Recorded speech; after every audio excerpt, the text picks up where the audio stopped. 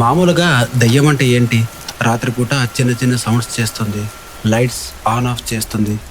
మహా అయితే ఒక్కసారి మన కళ్ళ ముందు కనిపించి అలా మాయమైపోతుంది. అంతే కదా! కానీ అమెరికాలోని ఒక టౌన్‌లో ఒక ఫ్యామిలీ ఫేస్ చేసింది మాత్రం మామూలు దెయ్యాన్ని కాదు. అది వాళ్ళని ఫిజికల్‌గా టచ్ చేసింది. దారుణంగా గాయపరిచింది. రాత్రిపూట ప్రశాంతంగా నిద్రపోతూ ఉన్నప్పుడు బెడ్ మీద నుండి కిందకి లాగేసింది. ఇలా అయితే లాభం లేదు అని చెప్పేసి ఆ ఫ్యామిలీ క్యాథలిక్ చర్చ్ నుండి ఒక ప్రీస్ట్‌ని ఇంటికి పిలిపించి ఎక్సోర్సిజం చేయిస్తే ఆ దెయ్యం ఆ ఇంటిని వదిలిపెట్టి వెళ్లకుండా వాళ్ళను చూసి రివర్స్‌లో నవ్వింది. అది జస్ట్ వాళ్ళ ఇంటిని మాత్రమే హాంట్ చేయలేదు, వాళ్ళ ఫ్యామిలీని టార్గెట్ చేసింది. ఇక వాళ్ళు ఆ దెయ్యంతో విసిగెత్తిపోయి ఆ ఇంటిని వదిలేసి ఎక్కడో అడవి మధ్యలో ఒక టెంట్ వేసుకుని ప్రశాంతంగా ఉన్నా కూడా అది వాళ్ళని ఫాలో చేస్తూ అక్కడికి వచ్చింది. ఒకటి కాదు, రెండు కాదు, ఇలా 13 సంవత్సరాలు ఒక సాధారణమైన మిడిల్ క్లాస్ ఫ్యామిలీ అనుభవించిన నరకం ఇది.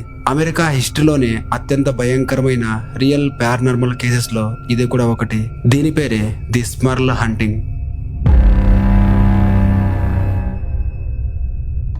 అది 1973 సంవత్సరం పెన్సిల్వేనియా రాష్ట్రంలోని వెస్ట్ పిస్టన్ అనే ఒక చిన్న టౌన్.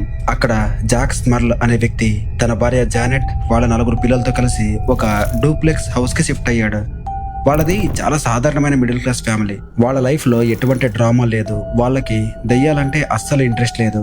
పారానార్మల్ విషయాలంటే కనీసం నమ్మకం కూడా లేదు. వాళ్ళకి కావాల్సింది ఒక్కటే, ప్రశాంతమైన జీవితం. వాళ్ళు ఆ ఇంట్లోకి షిఫ్ట్ అయిన మొదటి 3 నెలలు అంతా నార్మల్ గానే గడిచింది. కానీ 1974 సంవత్సరం స్టార్ట్ అయిన తర్వాత ఆ ఇంట్లో వాతావరణం పూర్తిగా మారిపోయింది. స్టార్టింగ్ లో చాలా చిన్న చిన్న విషయాలతో ఇదంతా స్టార్ట్ అయింది. హాల్లో ఉన్న కార్పెట్ మీద సడన్ గా ఒక బ్లాక్ కలర్ మరక కనిపించింది. వాళ్ళు దాన్ని ఎంత క్లీన్ చేసినా మళ్ళీ అక్కడే వచ్చేది. ఒకరోజు రాత్రి టీవీ చూస్తూ ఉన్నప్పుడు హఠాత్తుగా దానికి నిప్పు అంటుకుంది. దాన్ని చూసి వాళ్ళు ఇదంతా ఎలక్ట్రిక్ షార్ట్ సర్క్యూట్ అనుకున్నారు. అదే రోజు రాత్రి ఆ ఇంటి గోడ లోపల నుంచి ఎవరో బరువుగా ఊపిరి తీసుకుంటున్నట్టు సౌండ్స్ వినిపించేవి. స్టార్టింగ్ లో వాళ్ళు ఇది పాత ఇల్లు కదా, సౌండ్స్ ఇలానే వస్తాయిలే అని చెప్పేసి లైట్ తీసుకున్నారు. కానీ ఒకరోజు జానెట్ కిచెన్ లో ఒంటరిగా నిలబడి ఉంది. ఒక్కసారిగా చుట్టూ ఉన్న రూమ్ టెంపరేచర్ మొత్తం డ్రాప్ అయిపోయింది. ఎంతలా అంటే ఆ చలికి తను వదులుతున్న శ్వాస కూడా ఆమెకి పొగలా కనిపిస్తుంది. అప్పుడే ఆమె పక్కన ఏదో కనిపించని ఒక ఆకారం పాస్ అయినట్టు అనిపించింది. ఆ సెకండ్ లో ఆమెకి గట్టిగా ఒక విషయం అర్థమైంది, ఈ ఇంట్లో మాతో పాటు ఇంకెవరో ఉన్నారు అని. ఇక ఆ రోజు నుంచి ఆ ఇంట్లో జరుగుతున్నవి ఒక్కొక్కటి ఒక్కొక్క రేంజ్ కి వెళ్ళిపోయాయి. ముందు ఫుట్ స్టెప్స్, ఎవరో కారిడార్ లో నడుస్తున్నట్టు సౌండ్స్ వినిపించేవి. వీళ్ళు నడక ఆపితే ఆ శబ్దం కూడా ఆగిపోతుంది. వీళ్ళు మళ్ళీ నడిస్తే ఆ శబ్దం కూడా మళ్ళీ వీళ్ళతో పాటు నడుస్తున్నట్టు వినిపిస్తుంది. ఆ తర్వాత వాళ్ళ ఇంటి గోడలు మాట్లాడడం మొదలు పెట్టాయి. అవి మనుషులు మాట్లాడే మాటల్లా అస్సలు లేవు. గొంతు లోపల నుంచి వచ్చే విచిత్రమైన చాంటింగ్ సౌండ్స్. రాత్రిపూట ఆ ప్లాస్టర్ వాల్స్ లోపల నుంచి చాలా గట్టిగా ఆ సౌండ్స్ వినిపించేవి. జాక్కి డౌట్ వచ్చి ఆ గోడకి చెవి పెట్టి వింటే ఆ సౌండ్స్ మరోవైపుకి మూవ్ అయ్యేవి.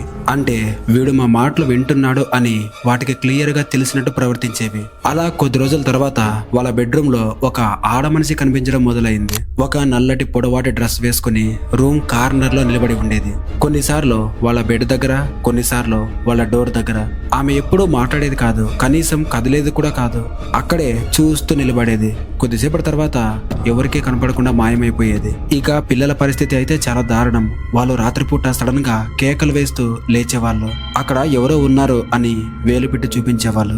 కానీ పెద్దవాళ్ళకి మాత్రం అక్కడ ఎవరు కనిపించేవాళ్ళు కాదు. ఇక్కడ ఒక రియల్ ఫ్యాక్ట్ చెప్తా వినండి. వాళ్ళతో పాటు ఒక కుక్క కూడా ఉండేది.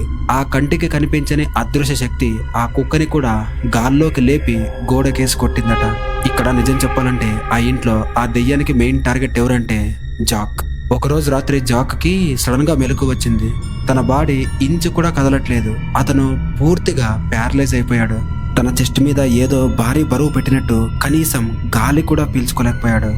అప్పుడే అతనికి అర్థమైంది, తన పైన ఏదో కూర్చుని ఉంది. అది క్లియర్ గా కంటికి కనిపించట్లేదు, కానీ అది అక్కడే ఉందని అతనికి తెలుసు.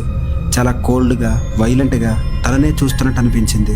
చాలాసార్లు జాక్ ని నిద్రపోతున్నప్పుడు బెడ్ మీద నుంచి గాల్లోకి ఎగరేసి మరీ కింద పడేశారని జానెట్ చెబుతుంది.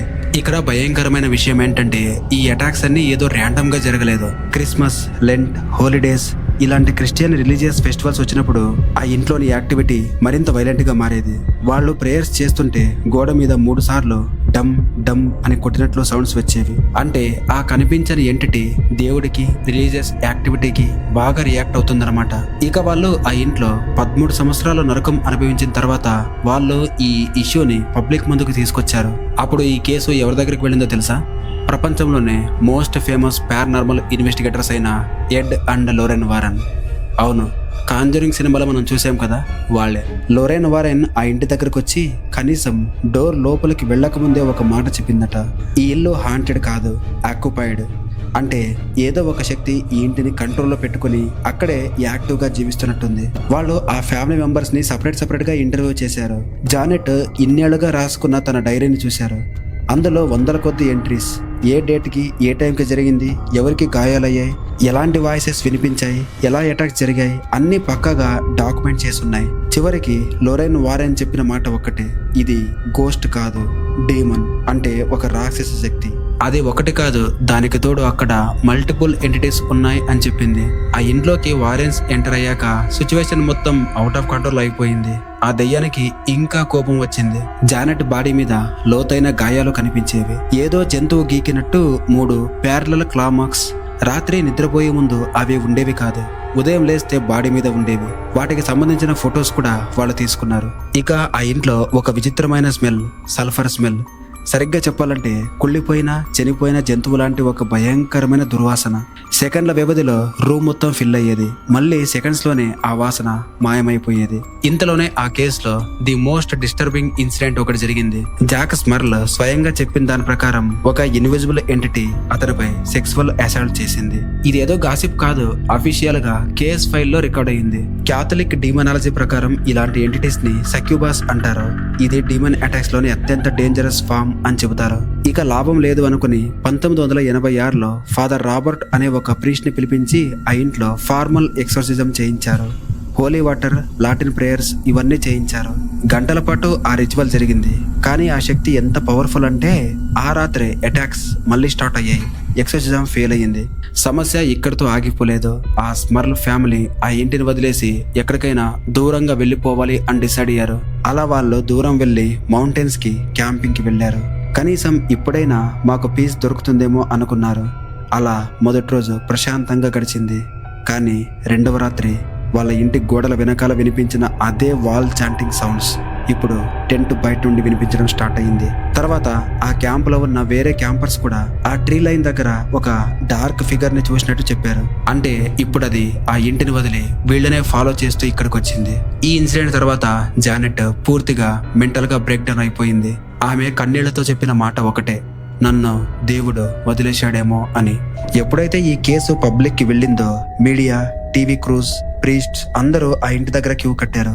మరోసారి అఫీషియల్ ఎక్సర్సిజం జరిగింది. ఈసారి ఏకంగా చర్చి డయోసిస్ పర్మిషన్ తో. ఈ ఎక్సర్సిజం టైంలో రూమ్ టెంపరేచర్ ఒక్కసారిగా ఎక్స్ట్రీమ్ కోల్డ్ అయిపోయిందని లోరెన్ వారెన్ చెప్పింది. ఫాదర్ లాటిన్ ప్రేయర్స్ చదువుతూ ఉండగా మనిషి గొంతు కాకుండా గాలిలో నుంచి ఒక మృగం అరుస్తున్నట్టుగా వేరే శబ్దాలు వినిపించాయట. చివరికి ఎలాగోలా ఆ ప్రీస్ట్ రిచువల్ కంప్లీట్ చేశాడు. అందరూ హమ్మయ్య ఇప్పుడు అయిపోయింది అనుకున్నారు. కానీ ట్విస్ట్ ఏంటంటే అదే రోజు ఈవినింగ్ జానెట్ బాడీ మీద మళ్ళీ ఆ స్క్రాచెస్ కనిపించాయి. అంటే అది ఇంకా ఇక్కడే ఉంది, ఎక్కడికి పోలేదు. కానీ ఆ ప్రేయర్స్ వల్ల ఆ అటాక్స్ కొన్ని నెలల తర్వాత స్లోగా తగ్గిపోవడం స్టార్ట్ అయ్యాయి. కంప్లీట్ గా స్టాప్ అవ్వలేదు, కానీ ఇంతకు ముందు కంటే కొంచెం తగ్గాయి. 1987లో స్మర్ల్ ఫ్యామిలీ ఆ నరకాన్ని తట్టుకోలేక కంప్లీట్ గా ఆ ఇంటిని వదిలేసి వెళ్ళిపోయారు. ఇక్కడ ఈ స్టోరీ ఇంకా డిస్టర్బింగ్ గా, అసలు మైండ్ బ్లాక్ అయ్యే మిస్టరీగా మారుతుంది. వాళ్ళు ఆ ఇల్లు వదిలేసి వెళ్ళిపోయిన తర్వాత ఇంకొక ఫ్యామిలీ ఆ ఇంట్లోకి అద్దెకి దిగింది. కానీ ఇక్కడ ఆశ్చర్యం ఏంటంటే వాళ్ళకి అసలు ఏమీ జరగలేదు. ఎలాంటి వాయిసెస్ వినిపించలేదు, ఎలాంటి దయ్యాలు వాళ్ళపై అటాక్ చేయలేదు, నథింగ్, ఏమీ లేదు. అంటే ఆ దయ్యాలు ఆ ఇంటిని టార్గెట్ చేశాయా లేదా ఆ స్మర్ల్ ఫ్యామిలీని టార్గెట్ చేశాయా? ఈ క్వశ్చన్ కి ఇంతవరకు ఎవరి దగ్గర క్లియర్ ఆన్సర్ లేదు. చాలా మంది ఇది జస్ట్ వాళ్ళు అల్లిన ఒక ఫేక్ స్టోరీ అంటున్నారు. కానీ జాక్ స్మర్ల్ 2017లో చనిపోయేంత వరకు తన స్టోరీలో ఇంతవరకు ఒక చిన్న మాట కూడా చేంజ్ చేయలేదు. జానెట్ కూడా ఈ రోజు వరకు అంటే 2026 వరకు తన స్టోరీని కంటిన్యూగా ఇలానే చెబుతూ వస్తూ ఉంది. వాళ్ళు చెప్పిన దాంట్లో ఒక్క డీటెయిల్ కూడా అటు ఇటు అవ్వలేదు. ఒకవేళ ఇది ఫేక్ అయితే 13 సంవత్సరాల పాటు ఒక ఫ్యామిలీ కన్సిస్టెంట్ గా ఒకే అబద్ధాన్ని ఎలా కంటిన్యూగా చెప్పగలరు? ఒకవేళ వాళ్ళు చెప్పిందే నిజమైతే ఆ ఇంట్లో ఉన్నది ఏంటి? గోస్ట్, డీమన్, లేదా మన కంటికి కనిపించని ఇంకా వేరే ఏదైనా శక్త్యా? ఒక విషయం మాత్రం నిజం, ఇక్కడ స్మర్ల్ ఫ్యామిలీ ఆ భయంకరమైన ఇంటి నుంచి బయటపడింది, కానీ ఆ 13 సంవత్సరాల చీకటి వాళ్ళ మనసుల నుండి ఇంకా ఇప్పటికీ బయటికి వెళ్ళలేదు. సో ఇదండి ఇవాల్టి స్టోరీ. అసలు ఆ ఫ్యామిలీని వెంటాడింది దెయ్యమా, డీమనా, లేక ఇంకేదేమైనా అనేది కామెంట్లో తెలియజేయండి. మీ ఫ్రెండ్స్ అండ్ ఫ్యామిలీస్లో ఎవరైనా ఇలాంటి కంటెంట్ని చూసే వాళ్ళు ఉంటే మన వీడియోని వాళ్ళకి షేర్ చేసి మన ఛానల్ని సబ్స్క్రైబ్ చేయమని చెప్పండి. సో ఈ వీడియో నచ్చితే లైక్ చేయండి. మరొక ఇంట్రెస్టింగ్ వీడియోతో మళ్ళీ కలుస్తాను. Until then keep smiling. Bye by.